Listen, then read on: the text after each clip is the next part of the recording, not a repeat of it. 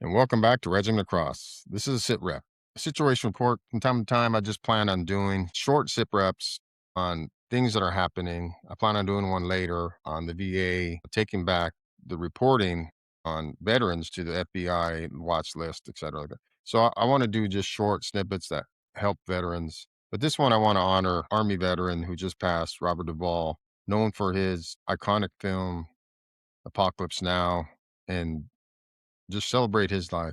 He was an Army veteran. He served during the Korean conflict, but he didn't go to Korea. He served stateside, his tour, served 2 years, did his time, and he got out.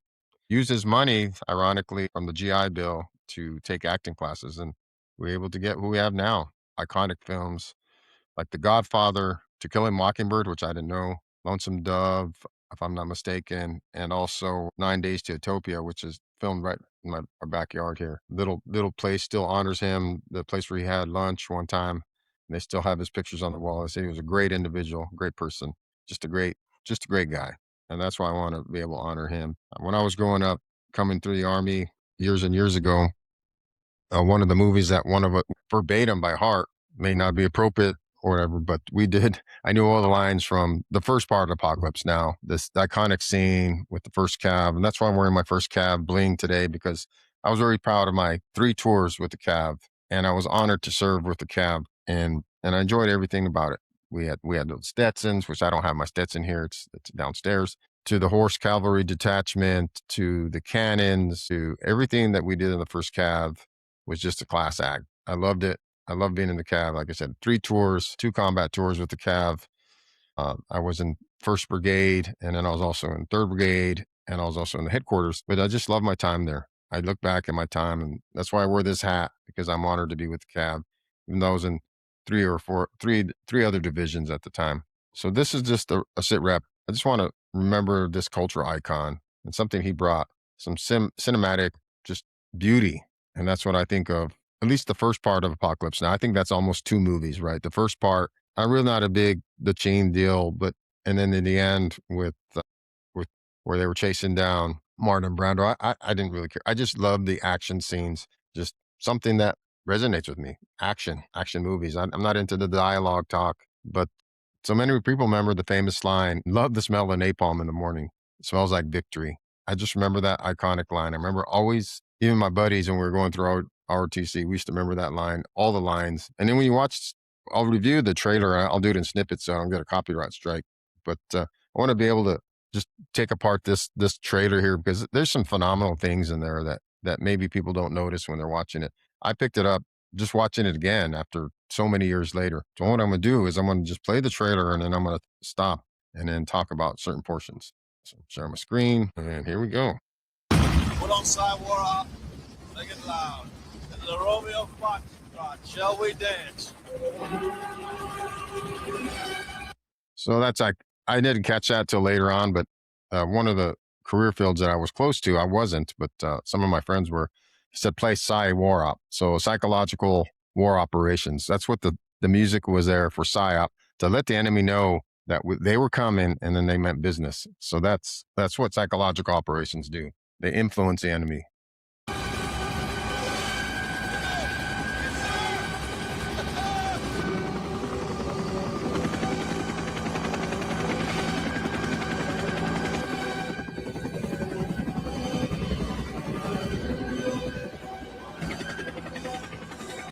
One thing about flying in helicopters, helos, is it's really, really loud and super, super windy. You can barely hear yourself think. You get out of a helicopter ride when the doors are open, and it's like you took a beating, especially if you're sitting in the back where the air's coming in through the helicopter, and you're just getting beat down. There's a place in a helicopter, and helicopter guys will tell you, it's called the hellhole, and it's the behind the driver towards the back seat. That's where you normally put the new guys in.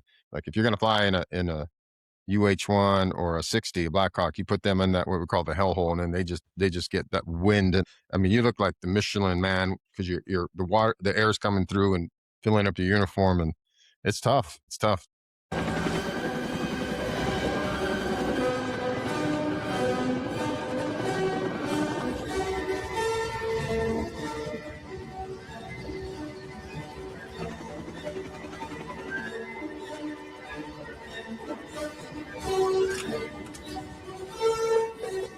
So this part, that's what we call lock and load in the military. I know Army guys know that, but that's what they say, lock and load. And what they're doing, they're banging the magazines on their helmet. They're making sure all the bullets seat to the bottom. So when they put it in their M16, these are M16s, A1s probably. They don't jam up because M16s tend to jam up just by looking at it.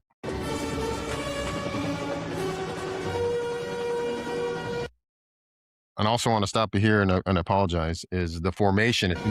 If you look at the formation of the helicopters, to film this scene must have been phenomenal. Just to get the helicopters online in formation in a wedge formation. I'm on target. I mean, this should. I want to do some research on how they film this, but it's actually quite a feat. I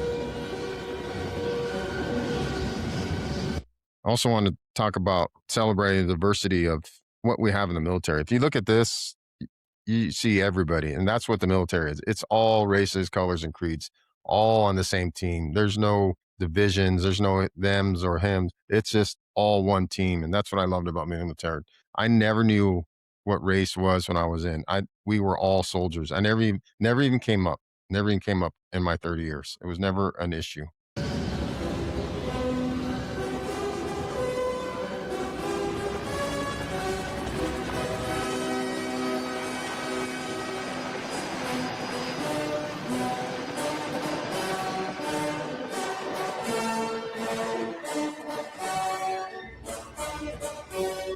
Just admire the formation and how many helicopters they were able to get up.